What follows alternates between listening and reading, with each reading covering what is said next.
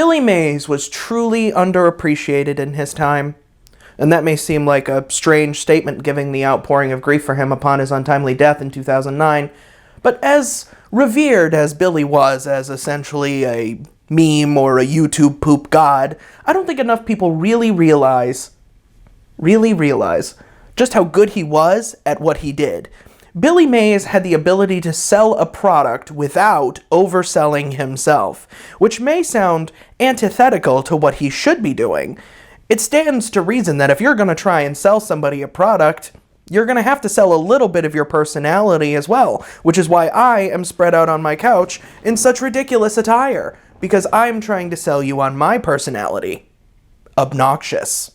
Let's just say, for the sake of argument, I wanted to sell you a product. Oh, perhaps my latest novel, Cryptid Radio, available now, link in the description. I didn't think to grab the copy, it's still on my bookshelf. Oopsies. I guess I didn't know I was recording today. Now, if I was gonna sell you that, I could give you an elevator pitch of the plot, and you might buy it if you were so inclined, but some folks might need a little bit more than that. People are cautious with their money and need some convincing in order to part with it.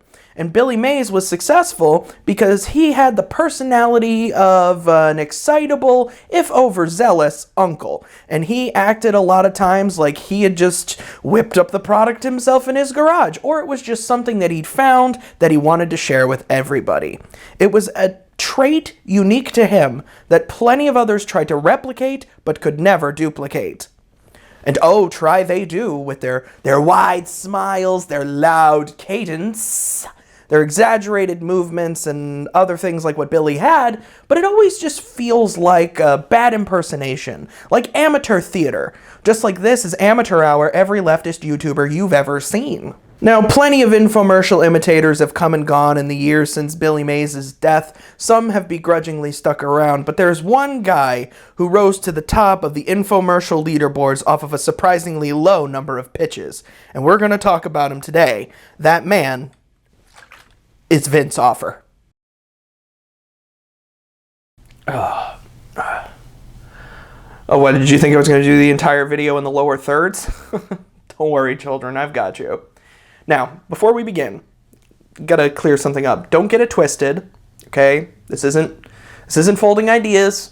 This isn't down the rabbit hole. It's Asphalt on TV, okay? I got into this game to make fun of silly commercials, and that is in the cards today. We're gonna be riffing on Vince Offer quite a bit, okay? But I would be lying if I didn't come forth and say that the path that I went down in research for this video wasn't completely insane.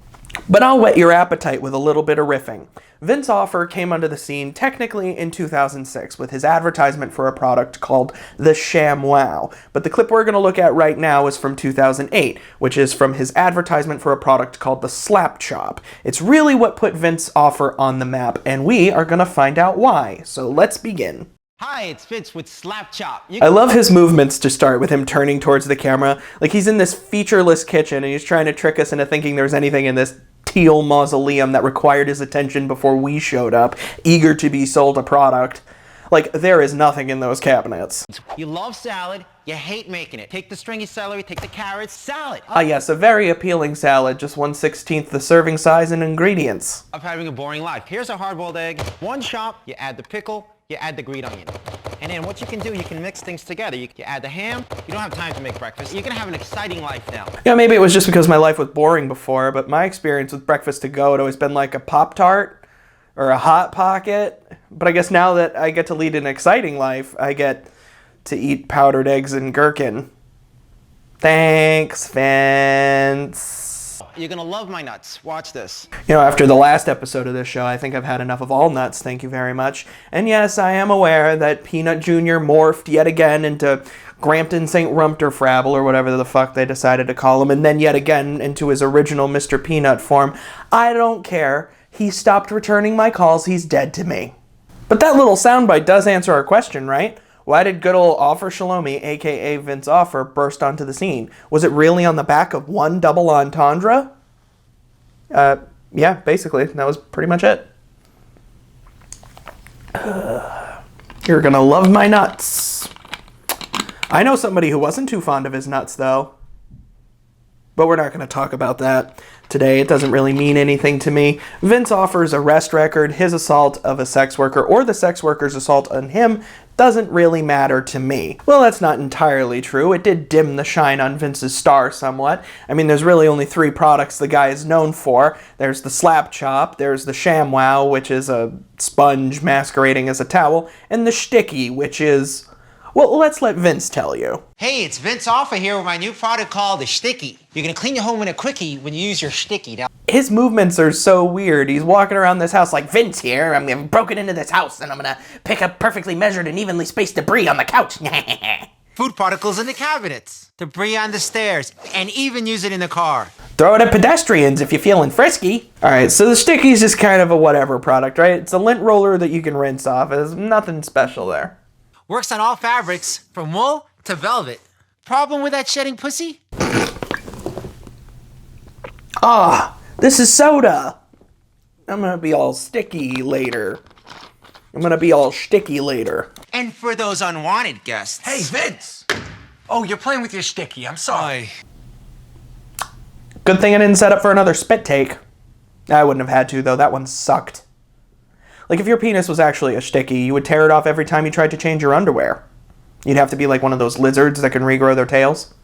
Maybe that's what this is made for. I don't know. Sticky makes you look your best. Even for those unforgettable moments. Well, they say it's nice to have a good sense of humor about the worst moments in your life. Like, yeah, I was arrested and I nearly got my tongue bitten off by another human, but at least I didn't have lint on my polo. Does it roll up blood, Vince? You're gonna get the big Sticky absolutely free. Just pay for processing. Comes with a 10-year warranty. Oh, when was this uploaded? January 7th, 2012. Some of the suckers amongst you are almost out of warranty.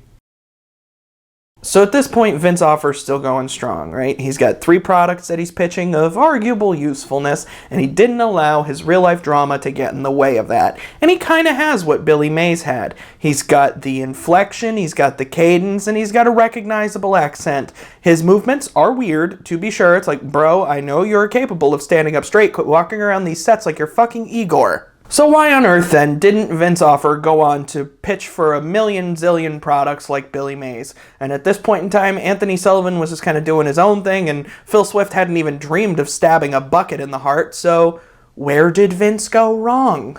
I'm just gonna push your stool in real slow. Wow. Inappropriate comedy. Alright, look. I'm all for people following their dreams, okay? Like, I think it's great when somebody can get big in one form of media and then transfer that success over to something else. Like, I'm currently failing to do that in multiple avenues. That said, buy my book, read my webcomic. The coding's going a little slow in my game right now, but we're going to get there. There's a lot going on right now. Anyway, Vince Offer, for whatever fucking reason, decided in 2013 that he was going to direct a feature-length film. Whoops. And it is a film that IMDb hilariously states in its trivia section was not screened for critics. You don't say. That is a fun little factoid. Thank you, Internet Movie Database. Inappropriate comedy is, as the title would suggest, terrible. It stars Lindsay Lohan, Adrian Brody, and Rob Schneider, derp-de-doo. You know, I got precisely 83 minutes to kill. Do we have time for a movie review? We don't? Oh, come on. But it's a movie about offensive applications on a tablet that destroy political correctness and bring about cultural anarchy, according to the synopsis. See, I didn't know that was anarchy was. Apparently, I've had the definition wrong. I guess it's either being a seditious traitor or being kind of racist. See, I didn't know that. I thought it was just belief in a sparse ruling class, but you know what? I guess I signed up at the wrong table. I should have known something was up when I saw Crowder there. But I mean, hey, you know what? This could be a learning experience for us. No? Fine.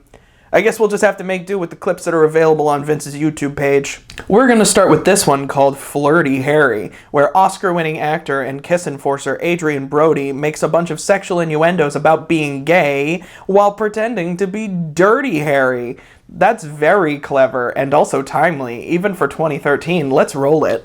I told you before, I am not gonna wait around for a bunch of other dicks. I know this is a heavy load. I realize I'm leaving you with a mess all over your face. Shut up. Let me tell you something. Yeah. City Hall's been trying to get me to bend over a barrel for years. If I am going down, I'm going down hard. You know, in the last episode of As Failed on TV, I made a bunch of sexual innuendo jokes using nuts as the euphemisms, but the key thing that I wanted to do there was paste them all out, because that'll eventually become old hat. This goes on for a minute straight. I guess nobody ever told Vince Offer that he should pace himself. Like, had there been somebody maybe a little more competent on set, they could have given some better direction. I'm sorry, am I the only one that had an erection from when he started talking, or... No. Cut. We're changing the line. It's now, did anyone else have a ShamWow during all of that? It's brand synergy. That's what we're going for. Do it again. There's a segment in the film called The Amazing Racist, which is exactly the kind of boilerplate garbage you would expect it to be. It's like, oh, the Asians don't know how to drive, or the Mexicos are stealing our jobs. But it's all okay, because it's a prank. I mean, it's just a prank, bro. Racism is just a prank, pro. Oh, okay. See, I didn't know that. Allow me to respond to it in the most scholastic of ways. Fuck that. There is an 8.5-minute video on this fucker's channel called Giving Black People Free Trips Back to Africa, and then in parentheticals it says, racist prank gone wrong. What? How could something like that have possibly gone wrong? So if you had to use just a few words to describe inappropriate comedy, what would it be? In your face, Yeah. Pushing the envelope. I'm sorry, pushing the envelope? Having Ari Shaffir heckle black people at a gas station is pushing the envelope.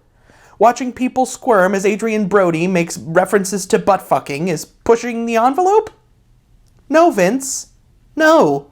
But you know, maybe there is an interesting question in here somewhere. Like, is it okay for me to shit on Vince Offer for being a dipshit 7 years ago when he made inappropriate comedy? For having that stupid belief that racist jokes are fine because it's okay to laugh at social taboos? Is it okay when his views on the subject could have thoroughly changed in the prevailing 7 years? Like, I certainly don't believe the same things I do now that I did 7 years ago. Is it still okay for me to rag on him for it? The answer to that riddle is yes. Of course it is. Vince Offer's entire career was sprung off of him making sexual innuendos and uncouth jokes in his television spots. And the reason why that worked is because he was doing it in his television spots. It wasn't something people had seen before. It was new. It got people talking. It, dare I say, pushed the envelope. The reason why that's not as acceptable for inappropriate comedy is because it was a movie released in 2013. Jason Friedberg, a man I share a birthday with, which is a depressing little nugget I discovered in the production of this video. Happy belated, Jason. Him and his partner, Aaron Seltzer, already had 5 directing credits to their name by the time Inappropriate Comedy came out. They had already done the exact same thing that Vince Offer is doing here 5 other times. And that is bad parodies of already existing franchises laced with racist caricatures and shitty sex jokes.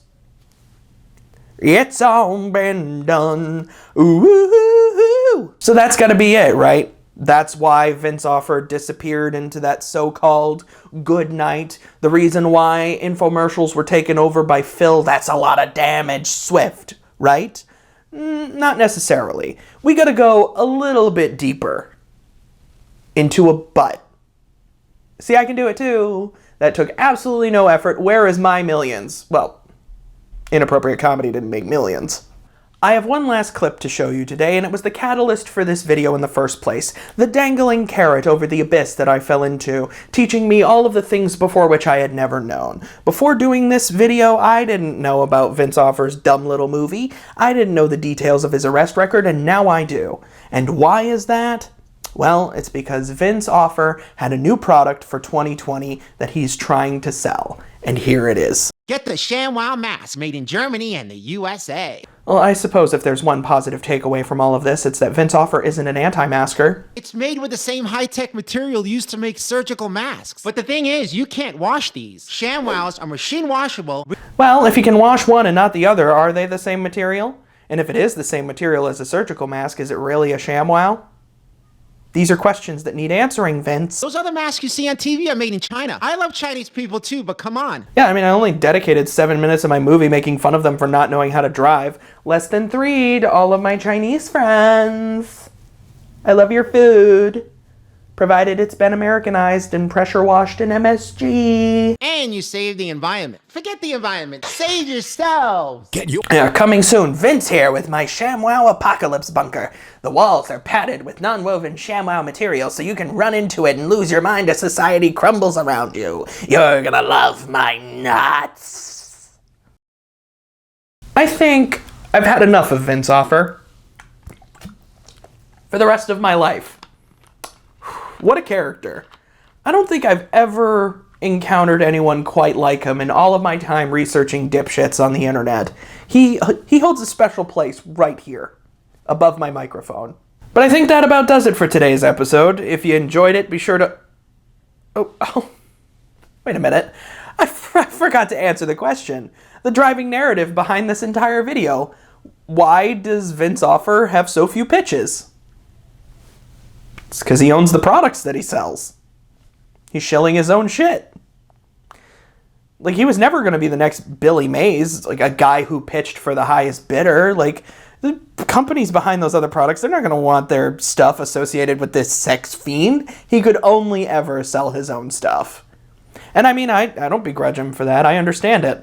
Which reminds me, if you enjoyed this video, be sure to like, comment, and subscribe. If you want to donate to the cause that is myself, head on over to Patreon. $2 patrons get 24-hour early access to videos like this, and $10 patrons can choose a topic within reason. So if there's anything you've been wanting to suggest for As Failed on TV and you want to guarantee that that gets done, you know what to do.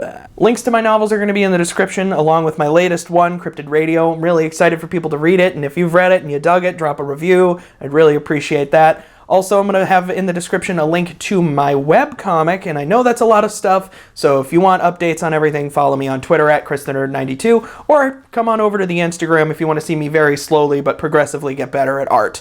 That's about all I've got for today. I appreciate you. Stay safe, stay healthy, and I'll see you on the next As Failed on TV.